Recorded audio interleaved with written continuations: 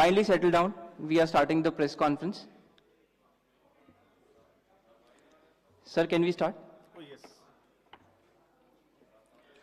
A very good afternoon, all of you. I welcome you all to this press conference by the Election Commission of India to announce the schedule for the state assembly elections in Maharashtra and Jharkhand.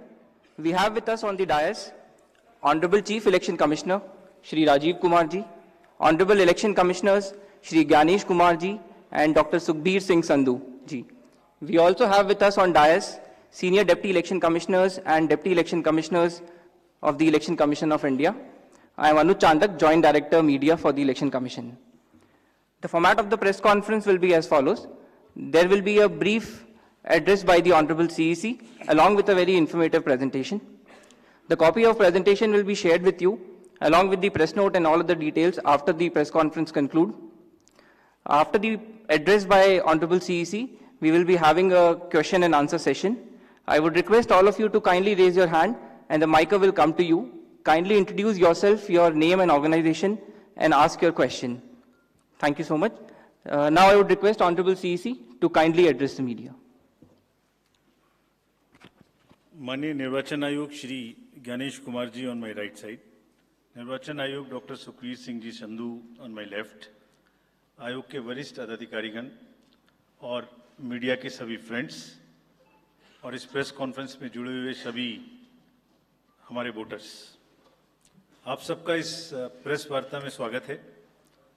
We welcome you all at this press conference, which is about the declaration of the schedule for the ensuing state assembly elections in Maharashtra and Jharkhand.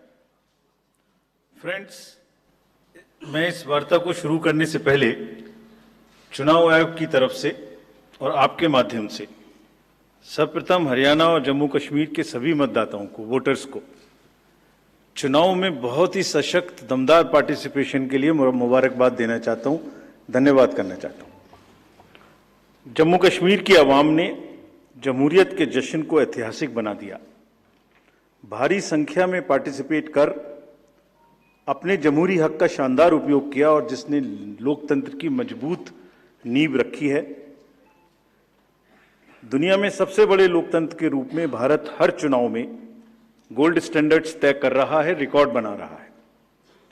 इन दोनों चुनावों में जो जज्बा दिखाया गया वो लंबे समय तक याद रहेगा. आप सबको वो पिक्चर्स, वो माहौल निश्चित रूप से याद रहेगा. जम्मू कश्मीर की आवाम ने जमहूरियत के जश्न में लोकसभा चुनावों में जो बुनियाद बनाई थी उस पर एक बहुत ही सशक्त इमारत असेंबली इलेक्शंस में लिखी है और इस जनादेश ने नई आशाएं और उम्मीदों को संचार दिया है. Now it is over to the people of J&K to take this democratic journey forward. और हम एक नया गोल्ड स्टैंडर्ड और सेट कर रहे हैं. Just to remind you, just to recall, चुनाव घोषणा के समय ही हम अपना इरादा घोषित करने लगे हैं. हम अपनी विल और इंटेंट को पहले बताते हैं और उसे पूरा करके दिखाते हैं. Just to take you down the memory lane, Lok Sabha के चुनाव के समय, हम अनाउंसमेंट के समय हमने वादा किया था कि हम 4M की चुनौतियों से निपटेंगे और हिंसा, पुनर्मतदान, धन और सोशल मीडिया के दुरुपयोग की अनुमति नहीं देंगे. और आप सब जानते हैं कि हमने वो करके दिखाया. भारत के चुनावों की गोल्ड स्टैंडर्ड्स की कड़ी में हम एक और नया अध्याय लिख रहे हैं. इसी को आगे बढ़ाते हुए J&K अनाउंसमेंट के समय अगर मैं आपको फिर से याद दिलाऊं कि चुनाव से पहले किस प्रकार की थ्रेट्स थी, आतंकी हमले बढ़ रहे थे. लोग, आप सब लोगों में से बहुत लोग ये भी पूछ रहे थे कि पता नहीं चुनाव आयोग J&K में चुनाव कराएगा कि नहीं कराएगा. और 16 अगस्त को जब चुनाव की घोषणा का समय था तो इसी प्लेनरी हॉल में हमने अप फ्रंट और बोल्ड वादा किया था. और मुझे याद है मैंने कहा था कि जमहूरियत के जश्न में आपकी शिरकत दुनिया देखेगी नापाक इरादों की शिकस्त की कहानी. और वो कहानी आपने सबने देखी और वो कहानी पूरे वर्ल्ड ने देखी. चुनाव को इंड्यूसमेंट फ्री बनाया गया और जहां J&K में चुनाव कराने का विषय होता था वहां सीजर्स में 130 करोड़ रुपए के सीजर्स हुए, which is 100 times more than 2014 elections. पहले ये बात भी नहीं होती थी कि सीजर्स भी करना है, इस पावर को रोकना भी है. Similarly, in Haryana, seizures were to the tune of around 75 crores, 4 times more than 2019 elections. इन दोनों राज्यों के चुनावों में भी नील रीपोल रहे. There was not even a single repoll in both these states, including the state of Jammu Kashmir. कोई violence नहीं हुई, zero violence, including the state of Jammu Kashmir. एक भी लाठी नहीं चली, एक भी गोली नहीं चली. आप सब इस बात के गवाह हैं. आपने देखे शिकस्त के नज़ारे. And let us give an ovation to the voters of Jammu Kashmir and Haryana. चुनाव दर चुनाव घटती हुई हिंसा, बढ़ती भागीदारी, रिकॉर्ड सीजर्स, मतदाता बिल्कुल स्पष्ट संदेश दे रहे हैं that they have full belief, they are very very participate in the electoral process. लेकिन कोई बात नहीं, फिर भी अगर मुझे याद आए तो कुछ तो लोग कहेंगे लोगों का काम है कहना. हम उसके बिना चिंता किए आगे बढ़ते हैं, अपना काम सशक्त तरीके से करते हैं, ये आपको विश्वास दिलाते हैं. So friends, now we come to Maharashtra and Jharkhand, जहां पर अब उत्सव का समय है. हाल ही में हमने झारखंड और महाराष्ट्र में विजिट की थी और वहां पर political parties, DOs, SPs, IGs, commissioners, enforcement agency सबके साथ बैठक की थी और पूरे व्यवस्था को समझा और उसका रिव्यू किया था. So before we come to the schedule, let me share some basic information about these two states with you. Total districts in Maharashtra 36 with 288 assembly constituencies, of which 234 are general, and scheduled tribes constituencies 25 and SC constituencies 29. Term of the assembly of the Maharashtra is ending on 26 November 2024. If we talk about the number of electors in Maharashtra, they are 9.63 crores. 4.97 crores male and 4.66 crores female voters. Young voters की संख्या जिस पे काफ़ी जोर दिया गया था SSR में 1.85 करोड़, और उसमें से 20.93 lakhs are first time voters of 18 to 19 age group. If we tell you about the polling stations in Maharashtra, there are total 1,186 polling stations and at 52,789 locations. Urban being 42,604 and rural being 57,582. इस बार भी हम PWD managed booths बनाएंगे, women managed booths बनाएंगे महाराष्ट्र में भी. Model PSS की संख्या 530 रहेगी. अगर झारखंड में की चर्चा करें तो टोटल डिस्ट्रिक्ट्स की संख्या है 24, टोटल असेंबलीज 81, जिसमें से जनरल 44, एसटीज 28 एंड एससीज 9. झारखंड की असेंबली का टर्म 5 जनवरी 2025 को कंप्लीट हो रहा है. और अगर झारखंड में इलेक्टर्स की बात करें तो 2.6 करोड़ वोटर्स, जिसमें 1.29 crores female and 1.31 crores male. First time voters between 18 to 19 years are 11.84 lakh and 66.84 young voters in Jharkhand also. In the centenarian, number of centenarian voters is 1,706 and 3.67 lakhs PWD voters, plus 1.14 lakh voters are of the age of 85 and plus in Jharkhand. If I give you an overview of polling stations in Jharkhand, पूरे polling stations की संख्या होगी 29,562 और जो कि 20,221 locations पर फैले हुए होंगे. अर्बन संख्या वहां कम है 5,042 और रूरल परिवेश ज्यादा है, इसलिए रूरल बूथ्स की संख्या होगी 24,520. यहाँ पर भी women managed booths, youth managed booth, PWD managed booths बनाए जाएंगे. एवरेज वोटर्स की संख्या पर booth is 881. Particularly vulnerable tribal groups पे जैसे मैंने पहले भी आपसे चर्चा की है, कमीशन का उनको एनरोल करने के लिए, उनको एम्पावर करने के लिए बहुत एम्फेसिस है। महाराष्ट्र में 3 पीवीटीजीज हैं, कटकरी, कोलम एंड मारियागौंड, और झारखंड में 8 पर्टिकुलरली वल्नरेबल ट्राइबल ग्रुप्स हैं जिनकी आबादी 1.78 लाख है। उसमें असुर, बिरहोर, मालपाड़िया, पहाड़िया, सौर्या, पहाड़िया, बिरजिया, कोवार एंड सावर, इन सबका लगभग 100% एनरोलमेंट इलेक्टरल रोल में किया गया है। सभी डीओज ये कोशिश करेंगे कि जो भी बूथ्स इनके यहाँ बने वो बहुत सहज इनके ही परिवेश में बने और इस तरह की स्वीप एक्टिविटी करें कि वो सबके सब अधिकतर मात्रा में अपने मतों का प्रयोग कर सकें। मैं फिर से रिपीट करना चाहता हूं कि सभी पोलिंग स्टेशंस पे एश्योर्ड मिनिमम फैसिलिटीज होंगी। पिछली बार मुंबई शहर से कुछ ऐसी इंफॉर्मेशन या शिकायतें आई थी कि वहां पर कुछ बूथ्स पे ज़्यादा पोलिंग स्टेशंस एक जगह होने की वजह से प्रॉब्लम थी। इस बार हमने रिव्यू में बहुत ही सख्त हिदायतें दी हैं, उनको रिव्यू किया है, रेशनलाइज किया गया है पोलिंग स्टेशंस को।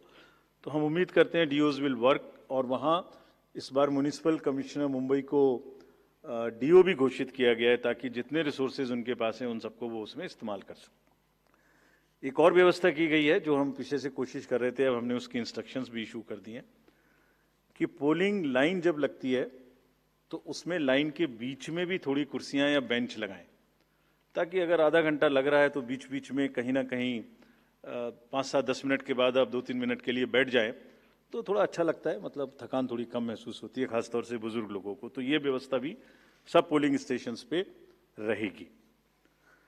Friends, if I come to the next, ease of voting for senior citizens, PWDs, this will be followed. You have all the experience of the pan-India coverage of facilities for the persons with disabilities and senior citizens.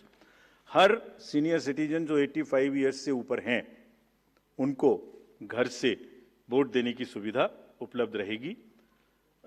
Form 12D वितरित किए जाएंगे सबको, और जो भी उसको भर के देते हैं उनके पास में हमारी टीम वोट लेने जाएगी और जाने के समय में सभी कैंडिडेट्स को लिखित में उस रूट चार्ट का और उस जगह की सूचना देगी ताकि वो साथ में एकम्पनी कर सकें और उनको ऐसा महसूस ना हो कि किसी के घर पर किसी ने प्राइवेसी ऑफ द वोट को नहीं मेंटेन किया। They are entitled, they are welcome to participate and go along with the polling parties to the houses of the senior citizens and PWDs. और पूरी जो व्यवस्था है उसकी videography of course goes without saying will be done so that there is a foolproof record. वैसे भी पूरे चुनाव में आप जानते हैं कि कोई भी प्रक्रिया ऐसी नहीं है जिसमें वीडियोग्राफी ना होती हो, जिसका रिकॉर्ड ना रखा हो, सो दैट जहां पर कैंडिडेट्स पार्टिसिपेट ना करते हो और जहां पर वीडियोग्राफी ना होती हो। So every process of this can always be checked and seen. जैसे क्रिकेट में एक्शन रिप्ले होता है, तो अगर वहाँ गेम के समय एक्शन रिप्ले नहीं हो सकता तो बाद में हर जगह हर प्रोसेस की वीडियोग्राफी को देखा जा सकता है। इसी प्रकार से जो नेक्स्ट अगर मैं आपको बताऊं तो जो टेक्नोलॉजी है उसका हम फिर से बहुत यूज़ करेंगे। वोटर हेल्पलाइन ऐप में सभी वोटर्स अपनी सारी डिटेल्स देख सकते हैं, वो कहाँ मतदाता सूची में कहाँ नाम है, कहाँ फैमिली टुगेदर है, कहाँ उनको पोलिंग स्टेशन है, वो सब चीज़ देख सकते हैं। C vigil of course we have been very enthused. जैसे लास्ट पार्लियामेंट्री इलेक्शन में हमारे 10,000 करोड़ के सीजर्स हुए, जैसे मैंने अभी बताया J&K एंड हरियाणा में भी रिकॉर्ड सीजर हुए। We are sure that in Jharkhand and Maharashtra also the voters the enlightened voters will inform us on C Vigil about any malpractice which they notice in their area and we will reach there in 90 minutes to handle it. सभी candidates जिनकी criminal background है उन्हें अपनी सूचना देनी पड़ेगी 3 बार papers में, और सभी voters as a matter of right can see on our app which is KYC Know Your Candidate. हमने जो मीटिंग्स मैं आपको सिर्फ सारांश में ये बताना चाहता हूँ कि जो मीटिंग्स हमने झारखंड और महाराष्ट्र में की, तो डीओज स्टेट एजेंसीज को बहुत ही सख्त हिदायतें दी हैं। मतलब बहुत ही सख्त मीन्स बहुत ही सख्त, कि वो हर तरीके से फ्री एंड फेयर इलेक्शंस कराएंगे, हर तरीके से लेवल प्लेइंग फील्ड को एस्टेब्लिश करेंगे। उनको ये स्पष्ट बताया गया है कि किसी भी पदाधिकारी के विरुद्ध अगर ऐसी सूचना आती है और ये प्रमाणित होता है कि उन्होंने कोई भी कार्य ऐसा किया जिससे लेवल प्लेइंग फील्ड डिस्टर्ब होती है, एक पार्टी को पक्ष एक पार्टी को नुकसान, तो very stern action will be taken against them. This has been very, very clearly told to everyone. किसी भी तरीके का प्रलोभन, वही 4 M's जो पहले हमने बात की थी, मनी का डिस्ट्रीब्यूशन, फ्रीबीज का डिस्ट्रीब्यूशन, शराब का डिस्ट्रीब्यूशन, ड्रग्स का distribution, will all be under strict watch. All airports, all landings of the aircrafts in the field will all be checked. There would be extensive polling, the checkposts on the borders of the interstate for checking interstate movement. और कहीं से भी multi disciplinary teams वहाँ बनाने के लिए कहा गया है, यानी जिसमें एक्साइज भी होगा, पुलिस भी होगी, जीएसटी भी होगी, ट्रांसपोर्ट के भी लोग होंगे, ताकि वो 24/7 उनकी चेकिंग कर सकें। और साथ में ये भी हिदायत दी गई है कि चेकिंग का मतलब ये नहीं है कि कॉमन सिटीजन को कोई भी हैरेसमेंट होना चाहिए। That precaution must very very carefully be taken about all of them. सभी पोलिंग स्टेशंस 2 किलोमीटर के अंदर हों।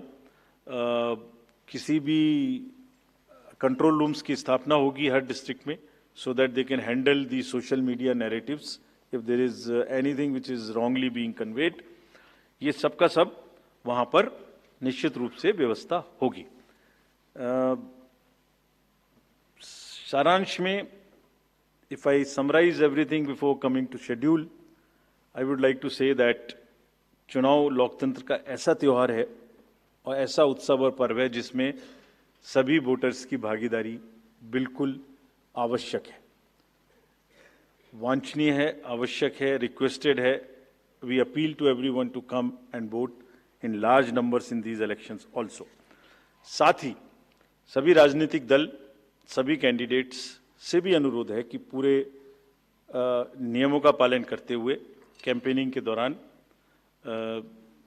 निर्भय होकर कैंपेनिंग करें। लेवल प्लेइंग फील्ड एस्टेब्लिश करना हमारा काम है, लेकिन उसको वायलेट ना हो, उसमें कोई एक्सेसेस ना हो, ये उनका भी काम है। Now I come to the schedule for Maharashtra. This will be in single phase. The notifications, date of notifications are in front of you. 22nd October would be date of notification. Last date of making nomination would be 29th October. Scrutiny on 30th October. And last date for withdrawal 4th, and date of poll in Maharashtra would be 20th 11. Counting would be on 23rd 11/24, and you will notice that date of poll is Wednesday. This is deliberately, which lot of scheduling, whatever goes into scheduling, we have tried that it is midday, so that issue of urban apathy is handled. And in case of urban apathy, we are really very concerned. We want to make appeal through you to all our esteemed voters in the urban areas to please come and vote. It's not a healthy trend which is reflected. If I give you a brief of what is happening across the elections in the urban apathy, we will share this slide with you. If you look at various states, you look at Gurgaon, you look at Faridabad recently. Last elections, you look at Jubilee Hills, Hyderabad. You look at Bangalore South. You look at Gujarat, Gandhigram, Kolaba, Mumbai City, Pune, Thane, all are much below the state averages of each state. We will be conducting a special meeting of the municipal commissioners and DOs within a week's time to appeal again to do whatever we can do to motivate the voters in the urban areas, but the trends are really not not good. If I show you the Lok Sabha, that was the Lok Sabha. If I show you legislative assemblies, see the lowest. The Colaba was just 40%. 62 of 64 urban ACs in Maharashtra were less than the state average in 2019. So was the case in the parliamentary elections 2024 also. And just to give you a contrast, if you compare, so what was the situation in Lok Sabha in Kalyan was 50%, Mumbai South 50, Mumbai North, Thane, Pune, Mumbai South, everything 53%. And these were the lowest 6 parliamentary constituencies out of the lowest 10. So that's the state of the urban apathy. We would be doing everything to counter it. Last time in 24 elections, we had all celebrities, all corporates, Amul, everyone involved. We'll do it again. And we'll also, at this point, emphasize that this contrasts with a very positive trend in the constituencies like Doda, 72%, Riyasi, 74%, Punch, 74%, Rajouri, 71%. If they can go 70 plus, Colaba can also go 40 plus. In 24 Lok Sabha elections, Bastar was 68%, 69%. Gadchiroli, Manipur, states after state, tough areas. So we'll be requesting through you, we'll have a special drive this time for the slum areas in urban areas and also the colonies, all alike, to have a real urban push. I do not want to name a specific thing, but there are booths in Faridabad and Gurgaon in the recently held elections. And they are the poshest places where voting has been around 20%. So again, we will be doing a lot of work on this to do whatever we can do to attract the urban voters. Now, friends, coming to Jharkhand. Jharkhand एक बहुत ही समृद्ध state है, बहुत ही उसकी विरासत है और वहाँ पर हम फिर से अपील करेंगे कि सब वोटर्स अधिक से अधिक मात्रा में वोट दें. Schedule would be like this. Jharkhand would be in 2 phases. The date of poll, first phase would be on 13th November, and the second phase would be along with Maharashtra on 20th November. So the date of issue of notification for Jharkhand phase 1 would be 18th, and for phase 2 would be 22nd, along with Maharashtra. Nominations for phase 1 would be till 25th of October, and for phase 2, 29th. This slide we will share with everyone. And date of poll would be 13th November and 20th November, both Wednesdays. And date of counting would be 23rd 11, that is Saturday.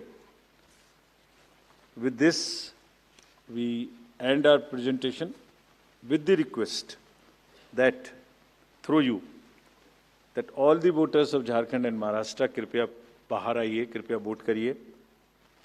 लोकतंत्र के उत्सव में आपकी भागीदारी कि हम बहुत ही request करते हैं, अपील करते हैं आपसे. Thank you very much. So by elections. So we will come back. We'll come back. So, okay. Sorry. By elections also. By elections. We have 48 ACs and 2 PCs in 15 states. They will also undergo the elections this time. All the 48 ACs and 2 PCs, the schedule would be like this. All the except 1 AC and 1 PC, where because of the festivities in some region, all 47 ACs and 1 PC of Kerala would undergo the election along with the phase 1 of Jharkhand. The same schedule. 13th November would be date of poll. And only for 2 ACs, one for assembly and one for parliament. That is Kedarnath in Uttarakhand, because on 12th, there is a gazetted holiday and dispersal of the parties takes place on that day. Therefore, it is on 20th. And similarly for Maharashtra, except that everything would be during the first phase. Thank you very much. Thank you. Thank you, sir, for the very comprehensive briefing. Now we will take questions from the media. Please, the gentleman in the blue shirt, please. Thank you. Sir, मेरा नाम प्रशांत लीला रामदास है। मैं news 18 लोकमत से हूँ और मेरा एक सवाल इस तरह का है कि कांग्रेस ने डिमांड की थी जो वहाँ के पुलिस महासंचालक है रश्मि शुक्ला, इनको हटाने को लेकर, इसको लेकर आयोग क्या सोच रहा है और उस पर क्या निर्णय होगा? Question from that side also, from the pink shirt, second row, Mr. Shailesh Yadav. This was about DG. Right. Sir अभी सर मैं शैलेश यादव ANI से। अभी हाल ही में चुनाव संपन्न हुए हैं जम्मू कश्मीर और हरियाणा में, और लोकसभा इलेक्शन के बाद देखा गया है कि एग्जिट पोल जो हैं एकदम उल्टे रहे हैं या जो है एकदम गलत साबित हुए हैं, और इसको लेके पब्लिक में सवाल ये उठता है कि एग्जिट पोल में तो सरकार इनकी बन रही है और नतीजा उल्टा है, उस पर EVM पे सवाल उठाए जाते हैं, जिसकी शिकायत आपसे कुछ पार्टियों ने करी थी जिनका एग्जिट पोल में ये था कि सरकार बन रही है और जब EVM का रिजल्ट आया तो सरकार बदल गई। तो इस तरह के एग्जिट पोल को लेके आपका क्या कहना है, क्योंकि सवाल जब उठते हैं तो आपकी तरफ से जो है बाहर नहीं आता है कि क्या इलेक्शन कमीशन सोच रहा है इस पर? Last row, madam was raising the hand. Please. Yes. So just wanted a clarification for the assembly constituencies and parliamentary constituency by polls. So it's Wayanad and Nanded, the two parliamentary constituencies voting, right? Yes. Yes. Yes. There is a EP. There is a EP pending. Yeah. Gentleman in the, yes, please. Sir I am Sandeep Rajgolkar from TV9 Marathi.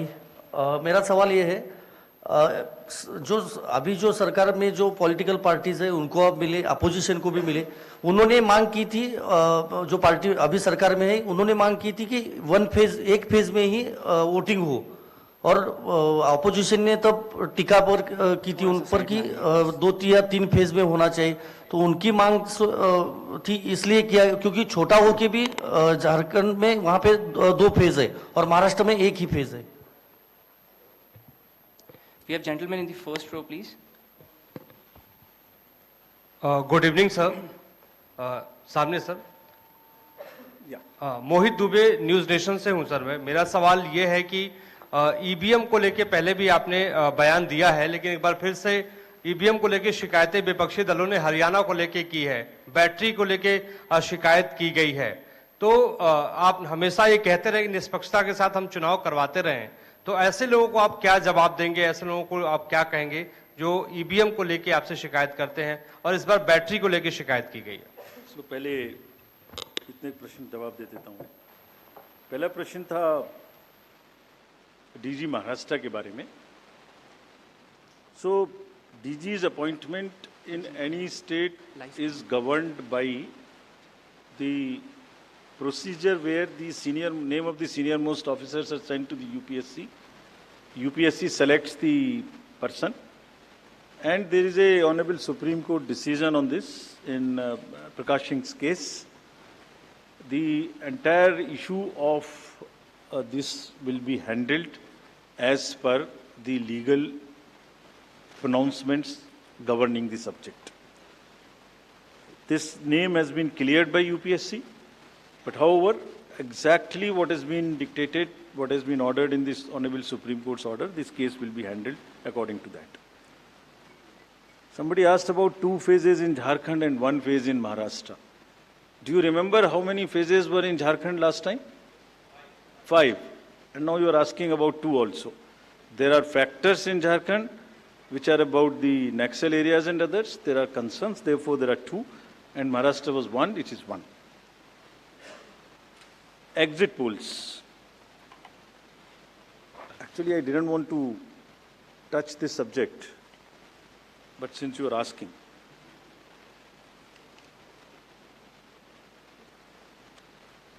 Exit polls के आने की वजह से,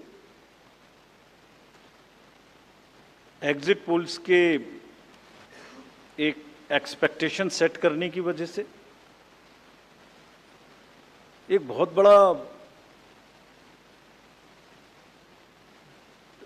let me explain, एक बहुत बड़ा distortion पैदा हो रहा है। ये आप सब लोग यहाँ हैं, ये एक आत्मचिंतन का और आत्ममंथन का भी विषय है प्रेस के लिए, खासतौर से इलेक्ट्रॉनिक मीडिया के लिए।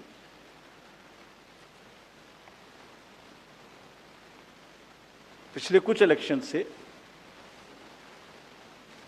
दो तीन चीजें एक साथ हो रही हैं, अगर हम उसको पूरे कैनवस को एक साथ देखें तो, और ये सबके लिए समझना जरूरी है। पहले एक एग्जिट पोल आता है जिसकी हम उसको गवर्न नहीं करते, जो एस्टेब्लिश्ड रिजीम है, स्टैट्यूटरी एंड जुडिशियल रिजीम, उसमें हम उसको गवर्न नहीं करते। लेकिन एक खुद के आत्मचिंतन की जरूरत जरूर है कि वो उसका सैंपल साइज क्या था, उसका सर्वे कहाँ हुआ, उसका रिजल्ट कैसे आया। अगर मैं उस रिजल्ट से मैच नहीं किया तो मेरी क्या रिस्पॉन्सिबिलिटी है, कहीं कोई डिस्क्लोजर्स हैं कि नहीं है, ये सब देखने की जरूरत है बहुत सख्त। there are bodies which govern this, there is NBSA, there are other bodies which self-regulate, and I am sure the time has come that the associations, bodies which govern will do some self-regulation, because इसी से जुड़ा हुआ दूसरा विषय है जो कि बहुत ही इंपॉर्टेंट है। जिस दिन पोलिंग खत्म हुई उससे रफली थर्ड डे काउंटिंग होती है, तो आज शाम को 6 बजे से एक एक्सपेक्टेशन राइज हुई। सबने सोचा ये होने वाला है, जिसका कोई साइंटिफिक आधार, जिसका कोई लीक पब्लिक में डिस्क्लोजर में नहीं है। जब काउंटिंग का समय शुरू होता है तो 8:05 और 10 मिनट से रिजल्ट्स आने शुरू हो जाते हैं, विच इज नॉनसेंस। आप बताइए, मेरी पहली काउंटिंग 8:30 बजे शुरू होती है और हमारे पास प्रमाण है इस बार कि 8:05, 8:10, 8:15 पर आने लगा, इतने की लीड, इतने की लीड, इतने की लीड, इतने की लीड। ऐसा तो नहीं है, I am just posing question, we are not gone into this, but ऐसा तो नहीं है कि एग्जिट पोल को जस्टिफाई करने के लिए वो शुरू में ट्रेंड्स आ गए कि हमने तो ऐसा कहा था, वैसे ही ट्रेंड हो रहा है, बाद में जो होगा वो होगा। और अचानक से पहला रिजल्ट एक राउंड का 8:30 बजे जब काउंटिंग शुरू हो रही है तो 9 बजने में 10 मिनट, 9 बजने में 5 मिनट से पहले 20 मिनट भी लगेंगे एक राउंड में, तो आ ही नहीं सकता। और हम उसको 9:30 बजे वेबसाइट पे डालते हैं, 9:31 पे एग्जैक्टली, कभी भी देख लीजिए एक के बाद एक। 9:30 पे हम उसको अपनी वेबसाइट पे डालते हैं, फिर 11:30 पे डालते हैं, फिर 1:30 पे डालते हैं। चलिए, आपके कोई कॉरेस्पॉन्डेंट वहाँ मौजूद थे, उन्होंने पहले बता दिया। प्रोसेस काउंटिंग में रिजल्ट को स्क्रीन पे दिखाना पड़ता है, एजेंट के साइन लेने पड़ते हैं, ऑब्जर्वर से जस्टिफाई कराना पड़ता है, तो ऑफिशियल साइट पे आने में आधा घंटा लग सकता है। लेकिन 9 बजे से 9 बजने में 10 मिनट से पहले कैसे आते हैं? और उससे क्या होता है, एक तो एक्सपेक्टेशन है एग्जिट पोल्स की, उसके बाद 8:45 बजे तक मैंने दिखा दिया, उसी के मापदंड से कि वो लीड कर रहे हैं लोग। तो वास्तविक रूप से जब वो एक्चुअल रिजल्ट्स आने शुरू होते हैं तो एक मिसमैच होता है, and that mismatch is also giving, this can lead to serious issues sometimes. Even the gap between expectation and achievement is nothing but frustration. So ये एक विषय ऐसा है जिस पर हम तो नहीं, हमारे हाथ बंधे हुए हैं, लेकिन एक कुछ ना कुछ मंथन की, कुछ ना कुछ, एंड आई एम श्योर जब इस देश में, जब कंट्री में इस तरीके की जरूरत होती है तो एक सेल्फ करेक्शन हो जाता है, तो सभी रिस्पॉन्सिबल लोग इसका सेल्फ करेक्शन जरूर करेंगे, I am sure about it. EVM के बारे में आपने फिर से पूछा।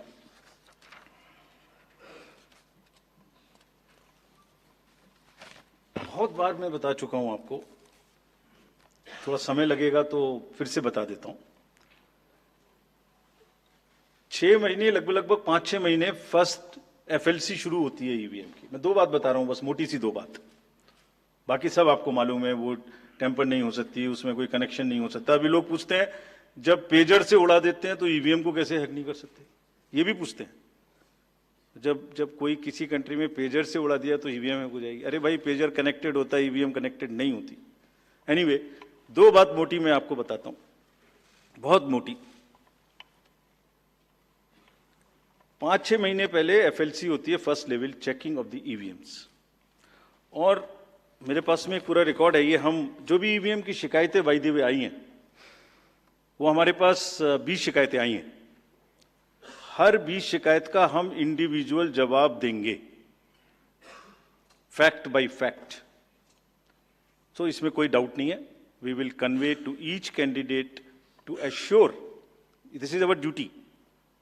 एक्चुअली हमारी ड्यूटी है कि अगर कैंडिडेट ये पूछ रहे हैं कि आप बताइए, तो हम उन्हें बताएंगे, निश्चित रूप से बताएंगे, लिख के बताएंगे, पूरा डिटेल्ड बताएंगे और जल्दी ही बताएंगे। तो I am not going into individual cases, और उन सबको पब्लिश भी कर देंगे ताकि आप सबको भी पता लग जाए। But first level checking, randomization, second randomization, storage में रखना, स्टोरेज से बाहर निकालना, कमीशनिंग करना, कमीशनिंग के बाद वापिस स्टोरेज में रखना, फिर उसको पोलिंग डिस्पर्सल के दिन ले जाना, फिर उसको बूथ पे पहुंचाना, बूथ पे पूरा दिन वोटिंग कराना, फिर सील करना, फिर वापस स्टोरेज में रखना, फिर काउंटिंग के दिन निकालना, फिर पूरे दिन दिखाना। इसमें हर समय पर पॉलिटिकल पार्टी या उस कैंडिडेट या उसका एजेंट मौजूद रहते हैं। जब मशीन में कमीशनिंग होती है, उस दिन उसमें बैटरी डाली जाती है। पहले आया था, पहले और बहुत सारी चीजें आई थी कि वो हैक हो सकती है, उसका वोट इधर डाला तो इधर जा सकता है, कुछ हो सकता है। ये पहली बार आया। अब हम ये भी सोच रहे हैं कि इससे अगला क्या आएगा, हम नहीं समझ पा रहे इससे अगला क्या आएगा, बट लगता है अगला भी कुछ आएगा, रुकेगा नहीं। मतलब कितनी बार। एनीवे, कमीशनिंग बहुत जरूरी है समझना। वोटिंग से करीब 5 या 6 दिन पहले कमीशनिंग होती है।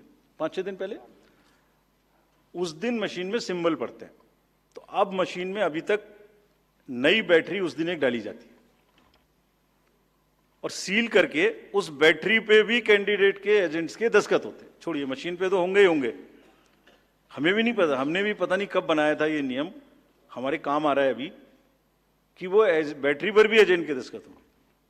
और अब कमीशनिंग के बाद, क्योंकि 5 ही दिन बचे हैं और इसमें सिंबल लोड हो चुके हैं, ये उनके सामने में स्ट्रांग रूम में जाएगी, डबल लॉक लगेगा, 3 लेयर की सिक्योरिटी रहेगी, 3 लेयर की, जिसमें सीएपीएफ भी शामिल होगी, मस्ट है। ऑब्जर्वर होंगे। उसके बाद जब वो पोलिंग के डिस्ट्रीब्यूशन के दिन निकलेंगी, उस दिन फिर यही प्रोसेस होगा, सारा प्रोसेस वीडियोग्राफ होगा। यानी वीडियोग्राफ होने के बाद फिर वो फील्ड में पहुंचेंगे, सेक्टर मजिस्ट्रेट साथ में रहेंगे, फिर कैंडिडेट के एजेंट साथ में रहेंगे, फिर वहां पहुंचेगी, फिर कहेंगे भाई देख लो इसको, सब ठीक है, जो आपको नंबर दिया, हाँ, और उसके नंबर भी सबसे शेयर किए जाएंगे। इस नंबर की मशीन इस बूथ पे जाएगी।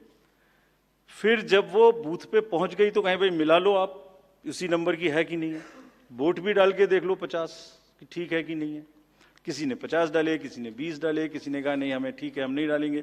किसी स्टेज में किसी बूथ पर 20 कैंडिडेट हैं, किसी पर 5 कैंडिडेट हैं, किसी पर 5 ने कम वोट डाले, किसी ने ज्यादा डाले, बैटरी उसी हिसाब से यूज। फिर पूरे दिन वोटिंग हुई, तब एक एक वोट का हिसाब रखा, फिर बंद हुआ। बंद होने के समय में एंड ऑफ क्लोज ऑफ पोल में फिर से दस्तखत कराए, फिर से हिसाब लगाया कितने वोट पड़े, फिर से फॉर्म 17C दिया। उसको कितना दिखाएंगे, कौन दिखाता है इतना, बताइए। कोई एक प्रोसेस कंपैरेटिव बताइए पूरी कंट्री में जहां public disclosure disclosure disclosure participation इतना अधिक हो, कोई ये बताइए प्रोसेस। उसके बाद में बंद करने के बाद में उसको स्ट्रांग रूम में बंद किया, फिर काउंटिंग के समय निकाला तो एक बैरिकेटिंग लगाई, उस बैरिकेटिंग के बीच में से जाएंगे, इधर उधर से नहीं जाएंगे ताकि कोई मिक्सअप ना हो। अच्छा, मिक्सअप कैसे होगा, वो नंबर हमने आपको दिया हुआ है। जब काउंटिंग में पहुंचे तो फिर कहें भाई चेक कर लो, फिर 17C से चेक कर लो, round wise round this is happening. And there is a provision for objecting to any of the issue relating to this at any stage, which has not happened. So हम individual जिसने, वो बिल्कुल safe है, बिल्कुल robust है। अच्छा, और मैं बताता हूं आपको, आप पिछले 15-20 इलेक्शंस देख लीजिए, it is giving results after results differently. जहां मतलब ऐसा नहीं हो सकता कि जब पसंद का रिजल्ट ना आए तभी गलत है, ऐसा नहीं हो सकता। एनीवे, हम सबका इंडिविजुअल जवाब देंगे और आपको भी बताएंगे, उसको वेबसाइट पे डलवाएंगे, जवाब दे देंगे आपको। एक FAQ भी बनाएंगे उसका, बताता हूं मैं आपको। बट इसमें थोड़ा सा, चलिए आप अपना प्रश्न पूछ लीजिए, अभी ये बता देता हूं। जी बता दे, ये भी इसी के साथ बता दे। We'll take some questions from the नहीं, friends ये from- प्रभु जी का इसके साथ ही बता देता हूं। जैसे मैंने पहले बताया, ये एक सिंगल यूज बैटरी है। जब ये पड़ेगी तो 5, 6, 7 दिन के लिए इस्तेमाल होगी। इसकी जैसे आपके कैलकुलेटर में बैटरी है, I mean it is not mobile का बैटरी जो एवरी दिन चार्ज होगी। It is like calculator battery, 5 साल तक चलती रहेगी। जब शुरू हुई तो मान लिया वो 100% थी, अब वो धीरे धीरे यूज डिसयूज, कितना एक्सटेंसिव यूज, कितना ग्राफ किया, सबसे यूज होती रहेगी 10 साल के बाद तक, 5 साल तक। 5 साल में जब बंद होगी तो पता लगा उससे पहले 3-4% थी, आपको पता नहीं लगेगा, सडनली बंद हो जाएगी। बट हमने प्रोविजन बनाया हुआ है कि जब इनिशियल ये शुरू होगी तो इसकी 2 चीज हुई, एक परसेंटेज ऑफ चार्ज, एक output. Output is in terms of voltage. It's a very low required voltage which the machines require. So anything between 7.4 to 8 volt is considered कि ये बिल्कुल परफेक्ट स्थिति में है और इसको आप डाल सकते हैं। तो it is initially marked as that yes it is okay, go ahead, 99% it is charged. Now after commissioning के समय में भी मॉक पोल की जरूरत है, पोलिंग स्टेशन में भी मॉक पोल की जरूरत है, नंबर ऑफ कैंडिडेट्स भी अलग अलग है। सो ये एवरीथिंग कैन डिफर डिफरेंटली। और जब भी वोल्टेज 7.4 से नीचे आएगी तभी ये एक्चुअल वो दिखाना शुरू कर देगी। This is how it is designed. And अगर 5.4 या कोई परसेंटेज है उसके आस 5.8, जब 5.8 पर आएगी तो ये सिग्नल देगी, जैसे गाड़ी सिग्नल देती है येलो बटन दबा के कि अब ये बंद होने वाली है, so please replace. This is what it is. But for general, जिससे कि टेक्निकल लोग भी इसका एग्जामिन कर सकें, आप लोग भी जान सकें, हम इसका एक बिल्कुल डिटेल बना के, जितना मैंने बताया इससे भी ज्यादा विस्तार में, इसको FAQ में डालेंगे। और जो भी सदस्य गणों ने, जो कंटेस्टिंग कैंडिडेट्स ने हमसे पूछा है और जो पार्टीज ने हमसे पूछा है, उनका हम बहुत इज्जत के साथ, बहुत सम्मान के साथ पूरा जवाब देंगे। और जैसे जैसे आरओज अपना अपना जवाब दे देंगे, we have asked all ROs 20 कि आप सब डॉक्यूमेंट करिए, सब बताइए कि कब कमीशनिंग हुई, सब बताइए कौन कौन साथ में था, पूरा डिटेल विस्तार बनाइए, पूरी प्रोसेस एंड टू एंड। और बनाने के बाद माननीय कैंडिडेट को आप जवाब दीजिए। दिस इज योर ड्यूटी इन लोकतंत्र। अगर कोई पूछ रहा है तो आप जवाब दें, हम उसका जवाब देंगे। और जवाब देने के बाद कंपाइल करके हम आपको भी सबको बताएंगे, इसको बताएंगे। Thank you. We will take one question from sir, media friend from Maharashtra also with us, sir. Gentleman in the third row, please. A few more last round. नमस्कार सर, मेरा नाम प्रमोद जगताप है, मैं सकाल मीडिया ग्रुप के शाम अच्छा, news. एक चीज और बता दूं, एक चीज और इसमें मैं आपको बता दूं, एक हमारा C&B का भी प्रोसीजर है, जो माइक्रो कंट्रोलर और प्रोसेसर को हम चेक कर सकते हैं। मुझे नहीं लगता कि इन 20 कॉन्स्टिट्यूएंसी से कोई भी रिक्वेस्ट C&B की आई है, कोई रिक्वेस्ट नहीं है।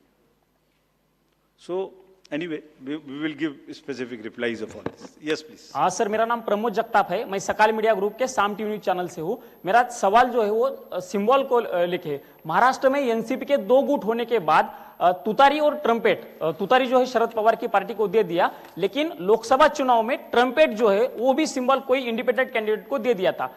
इससे ज्यादा वोट उस इंडिपेंडेंट कैंडिडेट ने लिए थे।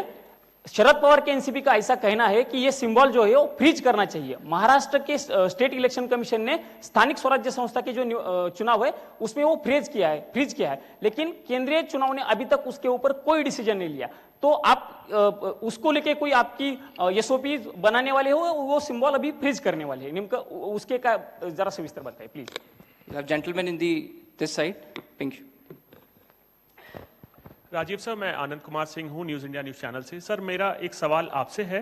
मैंने लोकसभा चुनाव और विधानसभा चुनाव जम्मू कश्मीर कवर किया था, तो मैंने तेलंगाना में देखा कि हिजाब को लेकर लोकसभा बीजेपी की प्रत्याशी थी, तो वो हिजाब को लेकर आइडेंटिफाई कर रही थी, जिसको लेकर विवाद हुआ था। और ऐसा ही जम्मू कश्मीर में भी हुआ, किश्तवाड़ से शगुन परिहार को उम्मीदवार थी बीजेपी की, तो वो भी हिजाब उठाकर शक्ल देखने को लेकर, आइडेंटिटी को लेकर देखना चाहते, जिसको लेकर विवाद हुआ था। दिल्ली बीजेपी ने आपको लिखा है कि इसको लेकर एक एसओपी बनाई जाए जिसमें आइडेंटिटी क्लियर हो सके। तो मेरा सवाल आपसे सीधा ये है कि डेमोक्रेटिक राइट या कल्चरल राइट, आप किसको आगे रखेंगे? Yes, please. Please, to the gentleman. जी सर, एक सवाल ये भी था कि आपने एक करके we will go by Anuj, please. Rajiv sir, अभी जो आपने चुनावों की तारीखों का ऐलान किया है, लेकिन उसमें कुछ ऐसी सीट्स हैं विधानसभा जहां पर उपचुनाव होना था या लोकसभा जिन पर नहीं ऐलान किया गया। वो कौन कौन? सर, यूपी की 10 सीटें थी। 10 की 10 होंगी। 9 सर, 9 किया है। Basirhat is under the election petition. There is an election petition in Bashirhat. So that is one case. 10 सीटें थी ना sir. Milkipur also is under election petition. So let me say it that way. जहां election petition नहीं है, वहां सब में हो रहा है. ठीक है? वो दे देंगे. वो दो तो मैंने बताई दी आपको. चलिए. Let us go orderly. Yeah, please follow a system. Thank you.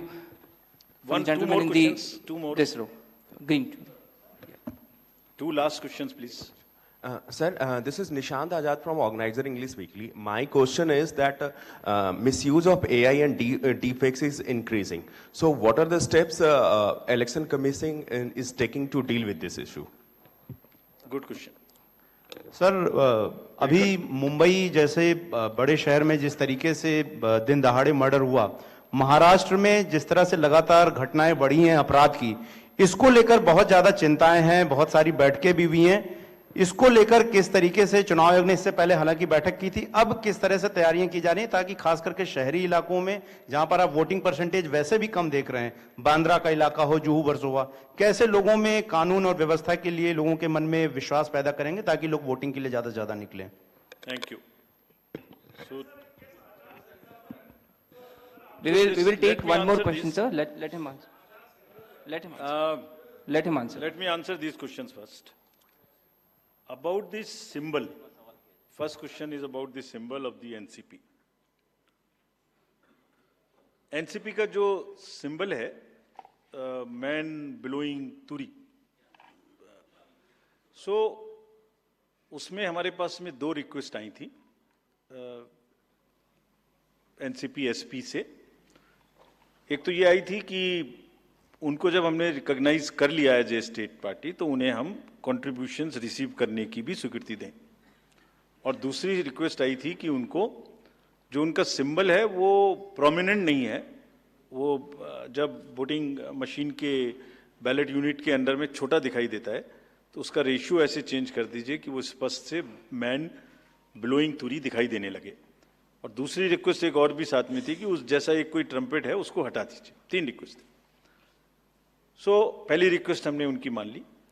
हमने उन्हें उसी दिन ऑथराइज कर दिया था कि आप ड्यूली कंट्रीब्यूशंस ले सकते हैं, subject to the disclosures which every political party has to do.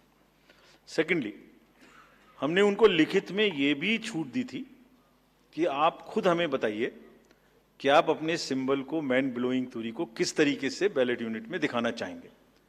तो उन्होंने कहा था हम इस तरह से दिखाना चाहेंगे. 1-2 चॉइस दी थी, जो उनकी पहली चॉइस थी वो हमने मान ली. सो इस इलेक्शन में उनका सिंबल वुड बी ज्यादा दिखाई देगा, मतलब प्रोमिनेंटली दिखाई देगा. तीसरी रिक्वेस्ट थी, वो एक ट्रम्पेट है इस टाइप की, जो कि मैन ब्लोइंग तुरा से बिल्कुल डिफरेंट है. तो कमीशन ने उसी दिन बताया था कि वो उससे डिस्टर्ब नहीं करता है. So all the 3 have been accepted. That is 1. All AI and deep fakes, this is a very, very contextual question. This is disturbing all the elections world over. I have said it earlier also. It's a very serious issue.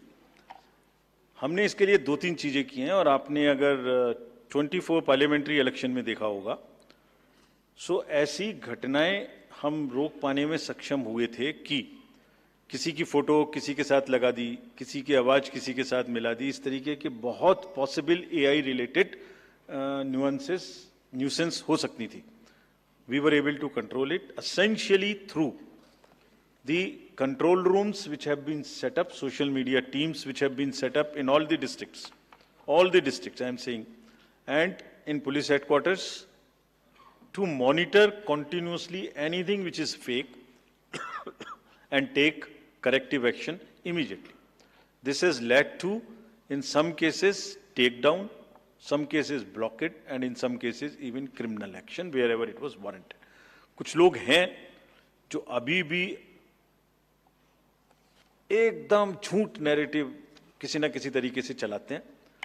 हम उसको अभी तक हमने कुछ नहीं किया है. अभी तक हमने उसको ये सोच के रखा हुआ है कि लोग खुद देख देख के समझ जाएंगे कि ये झूठ है. इसलिए we are going absolutely slow, but it has not crossed the red line. The day it crosses red line, they will also be tackled. Identity, democratic identification versus cultural identity. This has conduct of election rules. Section 35. Rule 35 specifically mentions about the identification of electors, and also 34 mentions about facilities for women electors.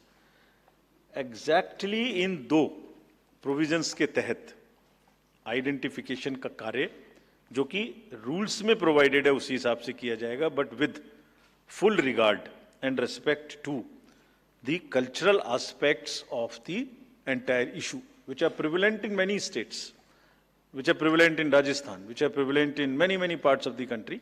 That will be according to the rule position and also the fullest possible respect to the cultural milieu of that particular area. Violence in elections. We, after the MCC declaration, we will make it extremely clear to the police authorities, the state civil authorities in a particular state which you are mentioning, that violence of any kind and the crime of this nature which has a political overtones would be absolutely a no-go area for the commission. ये उनको सख्त हिदायत, हम immediately ये पहले से सोच के बैठे हैं कि जैसे ही हम इलेक्शन, अभी तक हमारा रूल नहीं था, जैसे ही अब ये MCC लागू है, we will have a very strict view on this and we will direct everyone that किसी भी तरीके की violence और किसी भी तरीके का crime, especially against any political person, should not happen, should not repeat, should not happen. We have not allowed it to happen in Haryana, J&K, state after state. We are sure that it will not happen. Thank you very much. Thank you. Thank you, sir, for the comprehensive briefing. Thank you, friends, for joining us today. There's a high tea outside. Please join us. We have shared all the details along with the presentation and press note with our media friends in their WhatsApp group. They will also be uploaded on our website. Thank you.